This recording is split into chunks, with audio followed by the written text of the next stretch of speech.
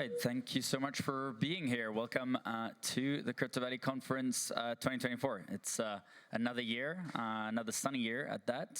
So it was a really great first panel that we had. Thank you so much, Dennis, for doing that. I think the next one here, we have a keynote from Steven from the Ethereum Climate Platform. So yeah, really looking forward to hearing more about that. I'll let you take it away. Thanks very much. My name is Steven Haft. For the past 6 years, I've had the privilege of being able to work at Consensus. Consensus is a company founded by Joe Lubin. Joe Lubin, as some of you may know, is the co-founder, one of the co-founders of Ethereum. We are 900 largely technical execs and builders in 30 countries. I come from a background of being a green advocate for many years. Joe has allowed those of us in the company to pursue not only a corporate agenda, but our personal passions. And mine for a very long time has been the threat of climate change around the globe and what we can do in the technology space to begin to face up to it. Now, I've had the opportunity in the 6 years I've been at Consensus to represent us and by implication to some degree the Ethereum community at the United Nations. Over the course of the 6 years, I have to say for the first 4 or 5 years, that was a fairly quiet undertaking because prior to September of 2022, we were a brown technology. We were a very energy-intensive proof-of-work technology. The UN didn't even use the term blockchain. It used the term distributed ledger technology. And while there was a pilot or two, basically, and for good reason, as the UN is the steward of the global climate to a considerable degree, they felt they really weren't willing to undertake much on an ambitious level with brown blockchains. I saw the opportunity in early 2022, as I think everyone in the room knows that in the fall of 2022, Ethereum transitioned through the so-called merge from proof of work to proof of stake. And in the course of that transition, dropped a considerable percentage of its energy-intensive consensus process. And in doing that, actually in UN terms, the UN is 195 countries. They are measured by the UN in terms of, well, many of its ESG and SDG measurements, but one of them is carbon. And the fact is that the blockchain Ethereum was emitting the equivalent of a large national profile. In fact, what we did as the first undertaking of the Ethereum Climate Initiative was to go to Cambridge University, who do the Bitcoin Energy Index, and have them measure what was the historic carbon footprint, the 7 years from 2015 to 2022 carbon footprint of Ethereum. And what we came up with was 30 million metric tons. As a reference point, 30 million metric tons is the equivalent of the annual economy of Azerbaijan, where the next UN COP conference will take place, which is a country of 9 million people. So Ethereum was putting out emissions of the equivalent of a gross national economy of 9 million citizens to run our blockchain. What we decided to do was to talk to the devs who were doing the actual work on the transition from proof of work to proof of stake, the so-called merge team at the Ethereum Foundation. And at Consensus, we were one of the largest builders working on the merge. And I started talking to the devs and said, okay, well, now you are leading an effort to transition Ethereum from a brown tech to a green tech. What should we do? What should we do now that we're a green tech? What can we do in the post-merge Ethereum that we couldn't do in the pre-merge Ethereum? And what, almost to an individual, these developers, these builders around the world said to me was, we want to look back at our 7-year carbon debt to the planet. we want to look back and not only having cleaned up our carbon footprint on a go-forward basis, to look back over the past 7 years and clean up the entire historic carbon footprint of Ethereum. We're not the first to do that. In fact, as some of you, I'm sure, have read over the years, Bill Gates famously has undertaken on behalf of Microsoft to clean up the entire carbon footprint of Microsoft going back to 1975. In point of fact, Ethereum, which was launched in 2015, has 7 years of carbon debt to clean up. That 7-year carbon debt, as I said, is 30 million metric tons. So we set about to figure out, okay, if that's the goal, if that's the intention to clean up our historic carbon footprint, how do we do it? The first decision we made was to do it as a community. Being a company launched by one of the co-founders of Ethereum, we have terrific auspices in the Ethereum community reaching out on behalf of Joe Lubin. And as this was Joe's undertaking, I had the opportunity to call CEOs of many of the largest companies in the world built on Ethereum and said, here's what we're thinking of doing. We're thinking of cleaning up the 7-year carbon footprint of Ethereum. Will you join us? And I have to say, we met with a great deal of success. And on this page, you will see some of the many companies who committed themselves both as partners in the undertaking and investors in the undertaking. We knew we needed some funds to operate this initiative, so we raised $1 million at a $10 million valuation. The investors include all of the for-profit companies and Ethereum-based companies on this list, ranging from Microsoft to OKX to Filecoin to Consensus to Celo to Near to Polygon, DigitalX, Toucan, and across the Near, across the Ethereum and Ethereum-related ecosystem, we raised $1 million with the intention of building a collective effort, a community effort to address our 30 million metric ton carbon debt to the planet. Now, as we set about to do that, we made several decisions as a group. One of them was not to reinvent the wheel. There is a huge, much of which centers around the United Nations Climate Agency and certain voluntary carbon organizations like the International Emissions Trading Organization, Verra, Gold Standard, the major carbon exchanges in the world.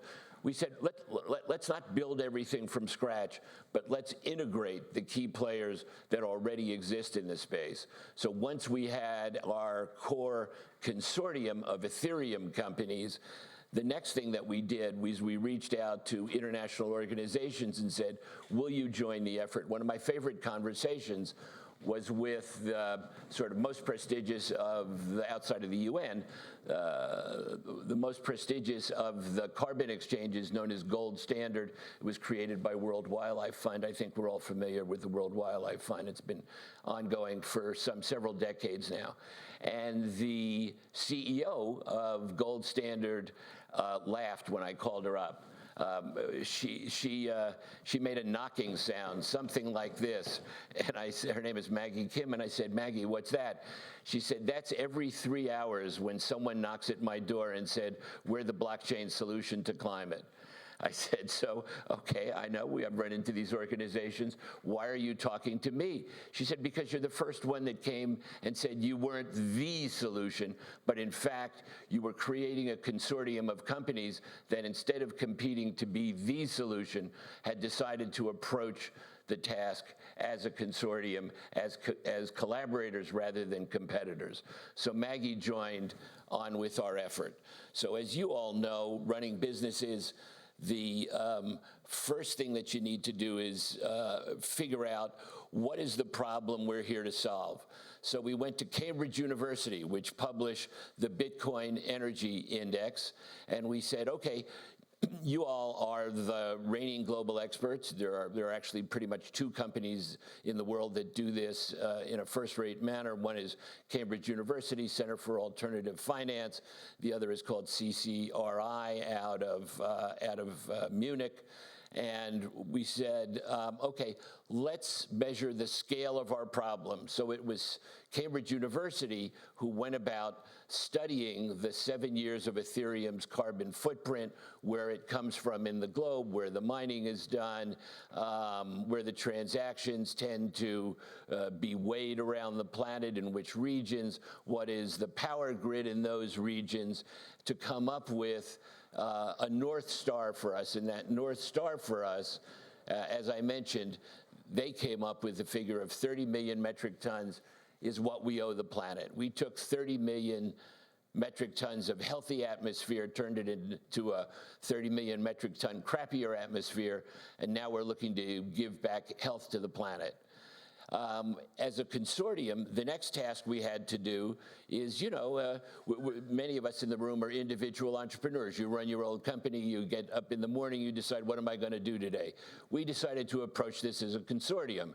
So the next thing we had to do is talk to all of our stakeholders. They'd invested $1 million in the undertaking. They committed their technology. They committed their hearts and minds in a very in a very collaborative manner to try to address this problem in a way that it's never been done before as a best of Web3 collective. And so we started going down the list, company by company. What tech do you have? What resources do you have to commit to this initiative? And what do you want out of it? How do we create a win-win, a win for the platform and a win for each of our partners? So in the course of conducting those conversations, the companies on this list that I'm running through here provided responses to us. Here's the tech they have that they're interested in committing. Here's their goals for the initiative. And we set about, at that point, building a model of how we were going to go about addressing the 30 million metric tons. And in 2023, which was our first year of operations, we were announced in December of 22 at the COP at Sharm el-Sheikh, COP being the UN Conference on Climate that happens every year. At Sharm el-Sheikh, we announced it. We had this, I think those of you who feel, as I do, a tremendous kinship to all of us around the globe who are involved in Web3 and blockchain. It was a beautiful array of mainly the CEOs of all of these companies on stage and virtually on screen, appearing together to say, we are committed to working with the United Nations and working with Gold Standard to undertake this, promise to the planet to not only be green going forward, but to clean up our entire history going back. And so in 2023, we consulted with our partners, then we set about and brought on a design team to design what does this initiative look like on a go-forward basis. What is it actually we're going to do to clean the planet as a collective? This has never been done before, certainly not as a collective organization. And we decided the following. We decided we're going to build 2 modules to accomplish this goal. One module is a services module. The services module is going to work with projects around the world who are undertaking decarbonization. We're going to invest in those projects. We're going to collaborate with those projects. We're going to give those projects a window into the blockchain community where you can see important things going on around the world in decarbonization and have the opportunity to, second half of the undertaking, invest. We're building a fund to clean up 30 million metric tons. Will be an undertaking of several $100 million worth of effort. And we know that we need to assemble, quite likely through tokenized means, a large fund to undertake this effort. Now, I have to say that apart from the tech building of a sort of portal, front door for both investors and projects, which will be a considerable part of this undertaking, we needed to come up with an investment strategy. How are we going to do this? What we decided right up front is, even though we ran up this carbon debt from 2015 to 2022, we went green. I mean, I gave you a comparison of the old carbon footprint of Ethereum. Here's the new carbon footprint. I had the opportunity to speak about this in Paris not long ago during Paris Blockchain Week, and the comparable we came up with: Ethereum today uses the equivalent amount of energy as it takes to light the Eiffel Tower for 1 year, compared to an entire country, the gross national product of Azerbaijan, 9 million citizens for an entire year. So it's been a dramatic drop. We are probably the single most successful climate mitigation technology or business in the history of environmental activities around the globe.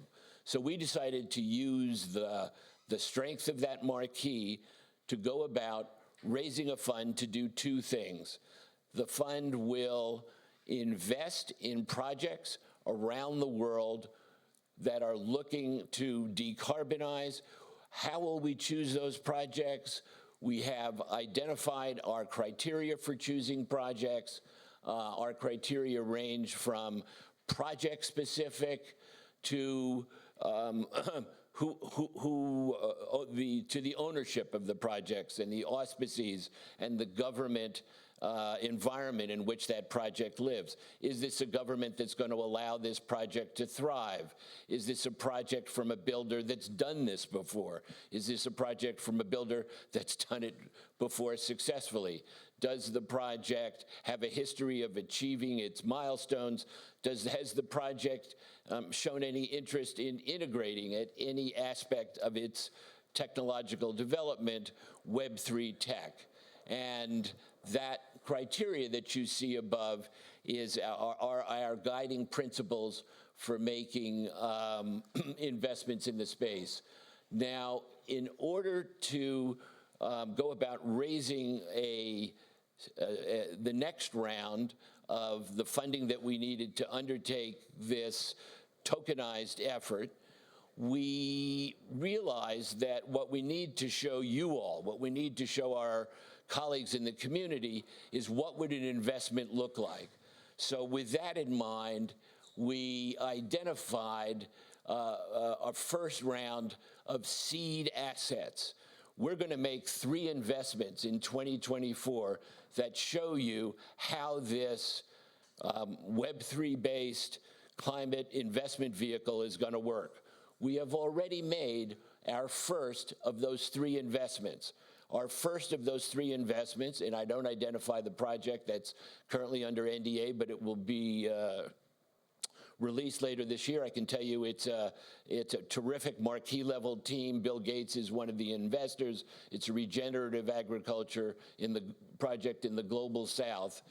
And our investment over the next 4 years will be $8 million against 500,000 metric tons. We have a 30 million metric ton goal, and we're looking to take big swings. So the first investment will actually be, over the lifetime of it, 800,000 metric tons of the 30 million in that first investment. And investments in this space are profitable. So we're going to be not only doing good, cleaning up the planet, but we're going to be doing well. We will generate $11 million in profit on this first investment alone over the next several years, and we'll do 2 more investments before we launch the fund. We're currently engaged in a $2 million seed round to launch the full funding. The description of everything you've heard from me today is contained in a light paper, which we're sharing with investors and partners. And with that, I would simply say, join us, do well, do good, and be part of the effort.